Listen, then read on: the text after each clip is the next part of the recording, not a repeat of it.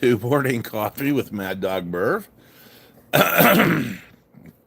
um, I am functioning, although I'm not really awake.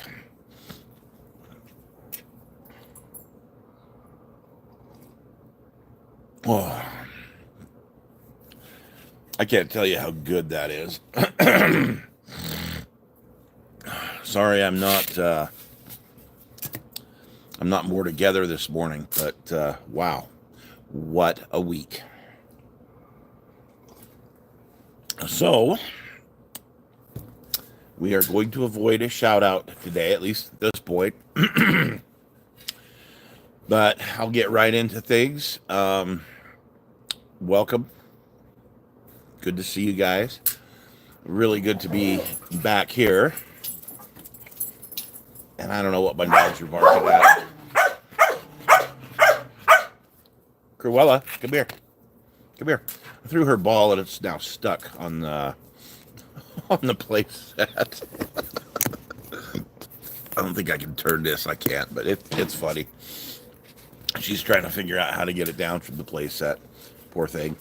Anyway, so what did we do this last week? Oh, we were doing the budget on the Mustang, or the Rustang as I have named it. So one of the first things I noticed that I'd be breaking down what I do, the process that I use on pretty much anything, is I do as good of an assessment as I can initially and say, okay, well, here's what system does work, here's what system doesn't work, here's what I really need to replace first, and then I start, looking up prices.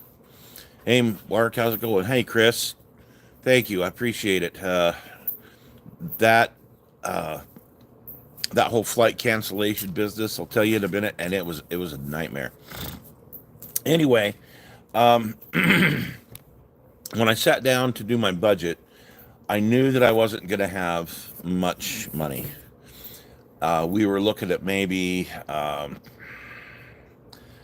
all told, a couple grand, period. And I knew that getting it on the road was the number one priority. I've got to be able to. You saw the tires; they were rotted, they were flat. Got to have tires. There were no rear brake drums on it. Brake master cylinder was full of goo, and of course, it didn't run at the time. So, number one priority: let's get it so we can move it. Let's get it so we can safely put it on the road and tow it, and then let's look at getting it up and running.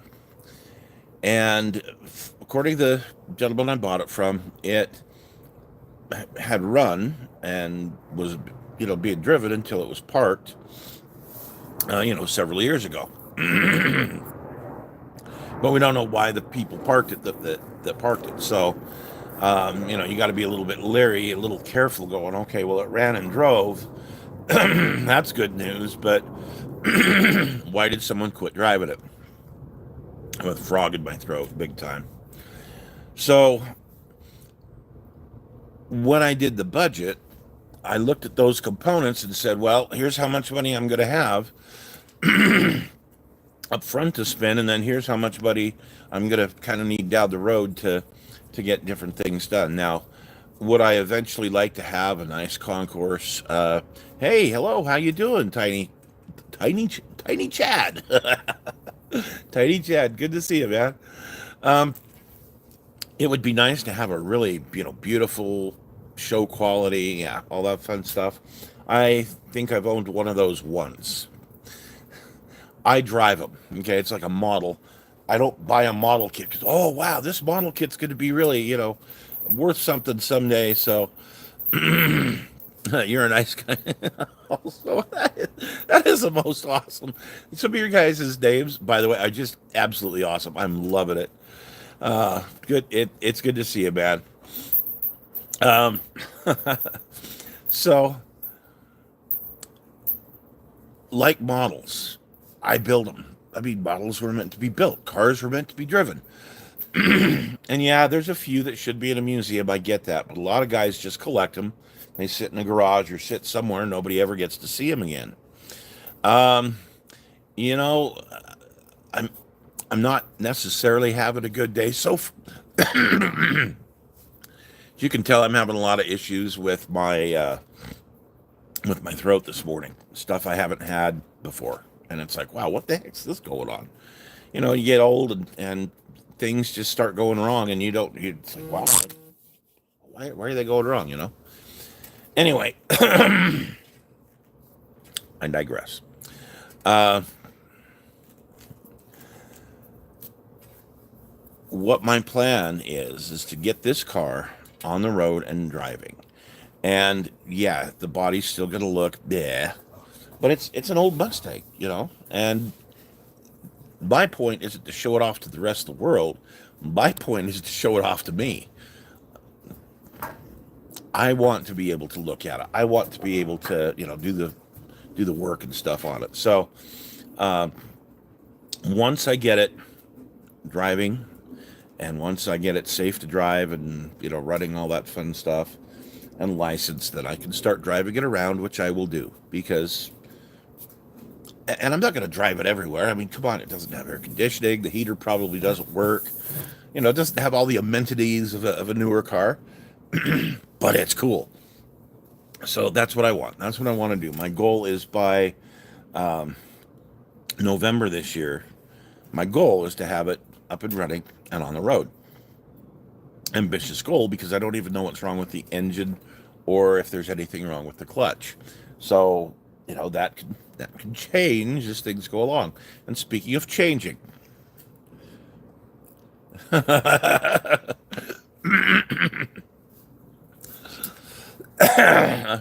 Mr. Bad, I really like your style, man.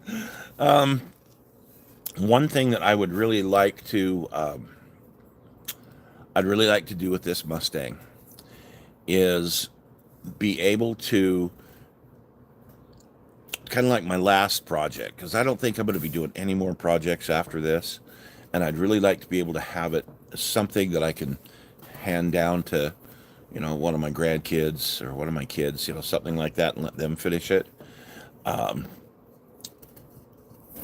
Eventually can change the motor if I want, all of that fun stuff, but for now, and for those of you guys who've ever had an older car, an old classic, so to speak, they're really fun to look at. They're a pain in the ass to work on. And, things are always breaking on them. But hey, it's an old Mustang. So, in the kit hoarder stash, what did we do? We did that, the Japanese officers set. Now, let me just tell you that, that's going to be part of a new diorama that I'm putting together that we'll talk about when I get more components finished. I don't think we reviewed that German field kitchen yet. If we didn't, it's coming up this week. And if we did, I've got some model car stuff that we can review this week. So we will have a kit hoarder stash this week. Just don't know what we're going to put on there yet. But we will have something. The big announcement right here and now is I'm not doing a show tomorrow, folks. I'm sorry. And I'll get into that in just a minute as to why we're not. But I'm not doing a show tomorrow. I know, first time in 6 years, and that's tough for me to do. But life has caught up to me. I've been struggling to get some of the shows out in the past little while anyway, just because I've got so much going on, and so I kind of feeling I need to reevaluate how often I'm putting shows out. Maybe we'll change it, maybe we won't. But right now, I have to cancel a show tomorrow. So the next thing you'll see from me will be on Thursday, which will be the kit hoarder stash, and then hopefully we'll get back into our rhythm again. But so the whole story as to why we're not doing anything tomorrow. And hey, Libby, how's it going? Good to see you, sweetheart. I hope the kids are doing okay. Yesterday was hotter than it. Okay, it felt hotter than what out there. You guys going up to see the train? Did you guys get to see the train? I'm going to try and get up with the grandkids today and see the train, and I'll tell the rest of you guys about that here in a minute. So, where do I begin on this? I didn't I didn't get any modeling in. Well, very, very, very little modeling in. I was working on a figure on, say, Monday, Tuesday this week, but really most of Tuesday was spent prepping for my trip because Wednesday morning I flew out to Chicago, and I was sent there for a Healthy Schools campaign. Um, oh, I'm sorry, kiddo. Yeah, I adulthood does suck. Um, they so I sit on a committee. I'm one of 10 people in the nation that sits on this committee for creating better environments, learning environments, and that, like cleanliness, temperature control, lighting, all that kind of stuff in schools. And this committee is the steering committee for the Healthy Green Schools and Colleges organization. They flew me first class to Chicago, which was nice to be a part of um, their what they call their summer summit. Now, in something like that, they bring in people from. Yeah, you might, Chris, you might bump into me because we're gonna go here to probably another hour or so. Um, they had a bunch of manufacturer like company owners. They had some high level executive managers there. And we're talking some of the major chemical companies in the JAD-SAN world. We're talking about some of the indoor air quality companies. So think about what those would be, and that's the level of people that we got to meet with. But there was an agenda. There was some things we needed to go over and discuss. We took a tour of the Chicago public schools, and that was a very eye-opening and good experience. Great experience for me. Learned a lot from what those folks are trying to do. Excuse me. And got to talk a lot with these different manufacturers, and listen to some of the problems that they're having.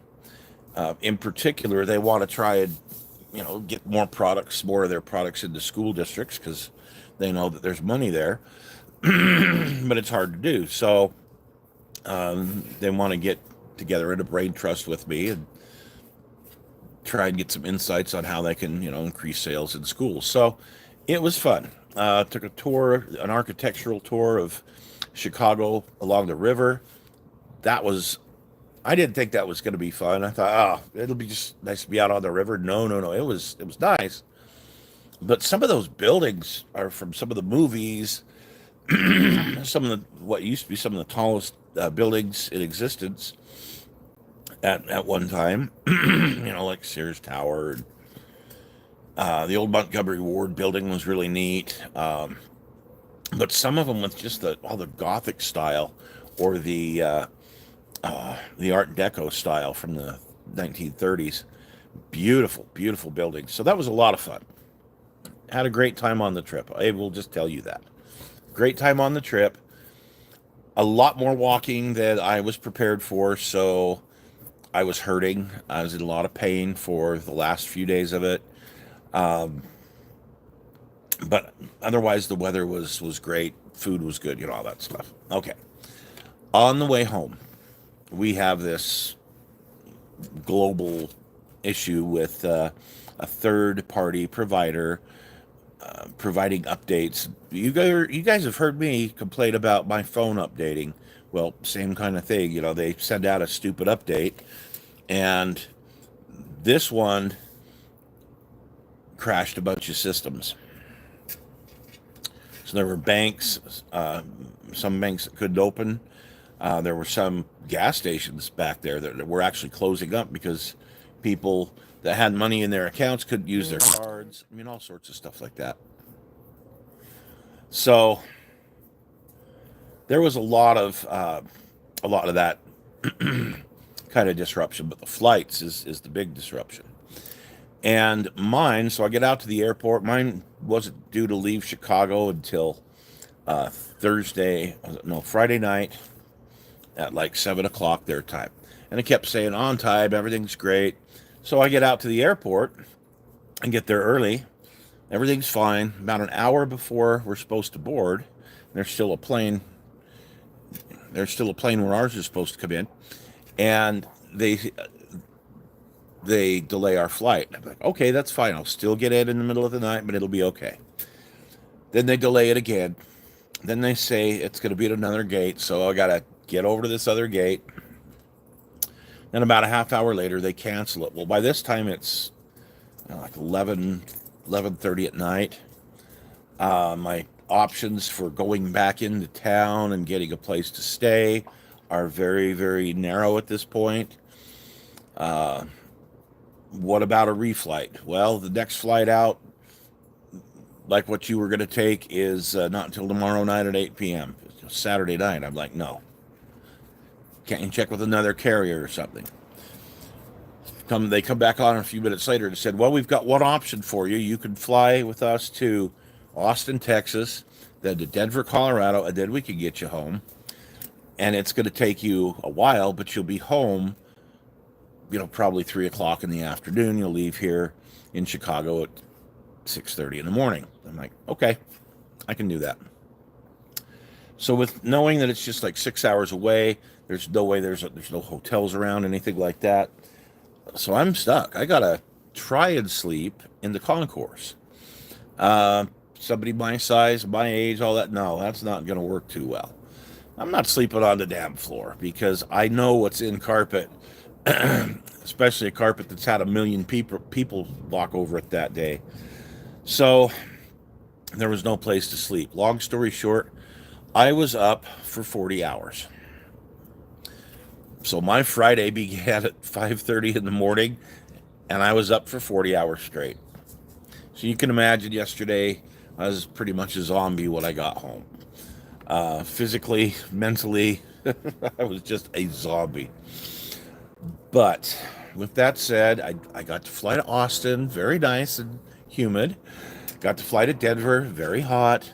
And then, of course, I come to the doorstep of hell here, where it's really hot. Oh, yeah. Yeah.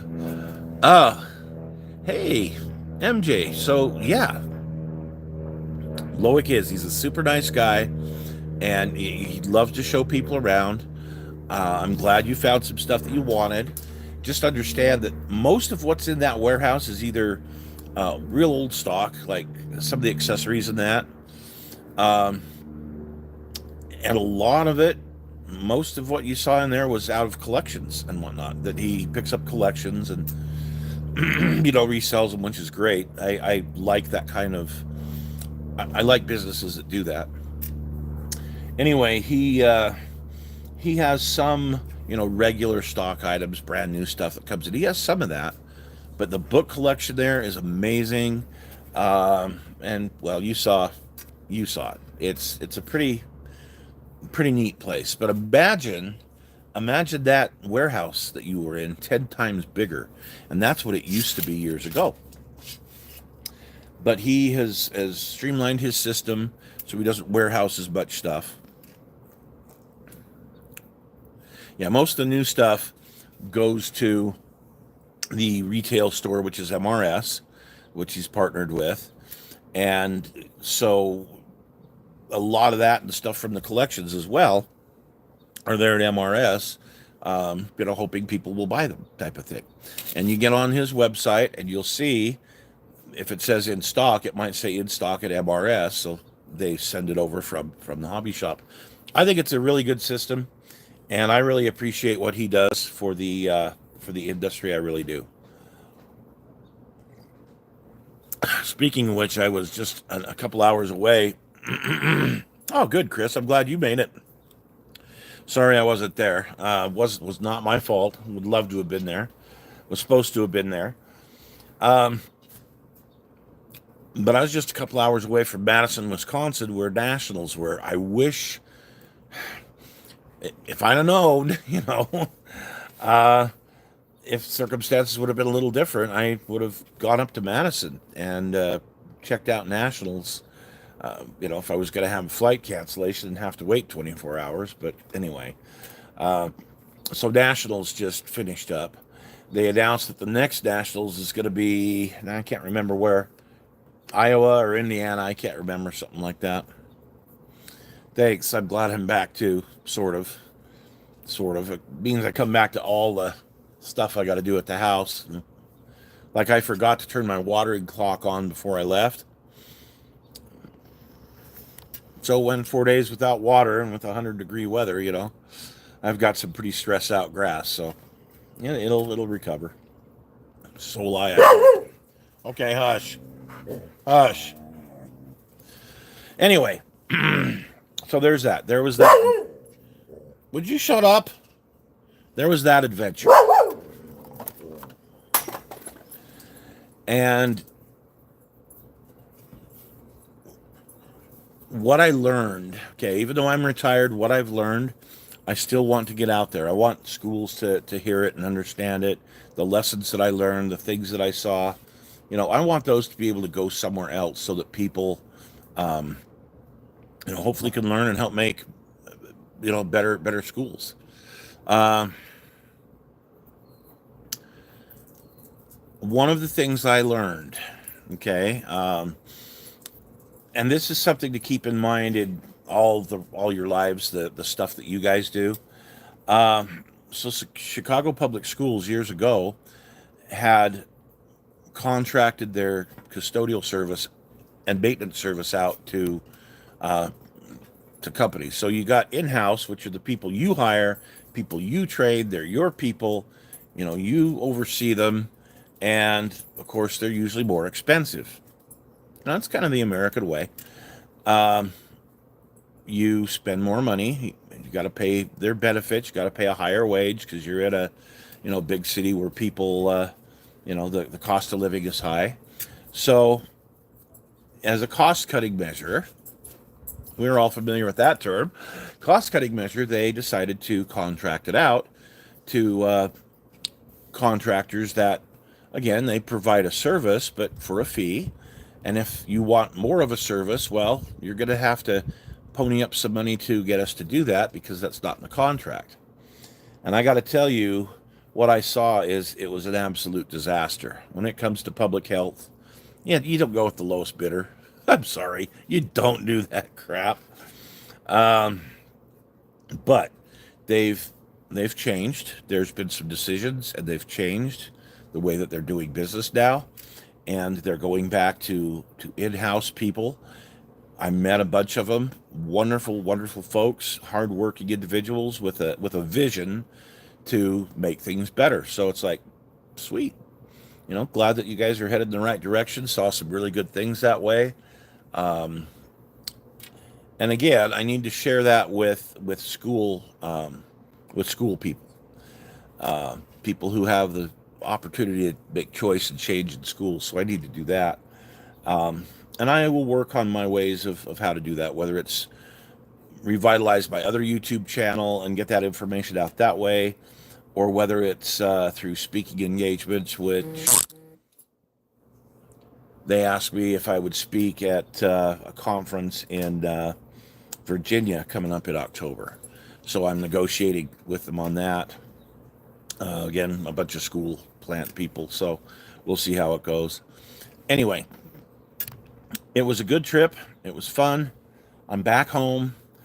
I looked at the desk real quick, and I see all the figures I've got that I'm working on, plus the car project and whatnot. So I'm not sure what we're going to do a week from now for a show. I don't have anything that's really finished, but we'll see. We'll see what I get into. I do hope I could get some modeling in this week. We have a state holiday. Chris, Libby, we got a state holiday. Yes, Wednesday is Pie and Beer Day. Oh, no, sorry, Pioneer Day. Pioneer Day. A lot of us call it Pie and Beer Day. But it's a state holiday, and pretty much everybody gets it off, pretty much. Except for federal people actually have to work for once. Banks and stuff. But I think the state part of it makes them close that down. Anyway, there's a big parade. It celebrates when the pioneers first came into this valley, and settled here. So it's a fun holiday for all of us. What it signals here, though, it signals that the main core part of summer is over, and now we begin the IP, or in Air Force terms, the IP, the initial point where you turn for your bombing run. Well, this kind of signals okay, we're through the main part of summer. Start getting ready for school to start. If you've got kids, grandkids, whatever, if you work at a school, okay, 24th of July is over. Start focusing on getting back to school. Yuck. Because when you focus on that, you realize that soon will be Labor Day and summer's over. Yeah, well, that's wonderful. So, anyway, Pie and Beer Day coming up on Wednesday. Well, folks, I'm going to let you go. I've got some housework to get done. I got a ton of things going on here today that I need to get up and get caught up on. And I'm trying to recover from, my sore body, from the trip, from the lack of sleep. I did get 9 hours last night, so I can at least function today. But, man, I was tired getting up, for sure. I'm supposed to go with a couple of my grandkids up to Ogden, at Ogden Station, Union Station.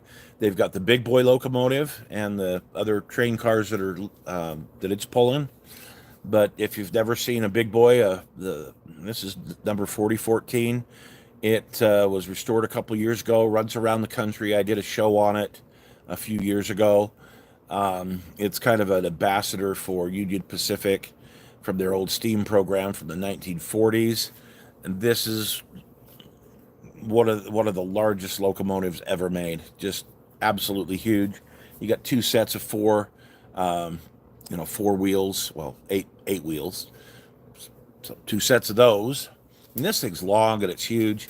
And we'll probably do an add-on show for that at some point in time in the near future. But anyway, I'm going to go with my little grandson, Finley, who is really into trains, and we're going to go up there and see it. So I will let you folks go. You guys have a really good week. Sorry we're not doing anything tomorrow. I'll put a little something here on the channel as a reminder. But next thing will be the Kit Hoarder Stash on Thursday, so check that out. And again, have a good week. Thanks, folks.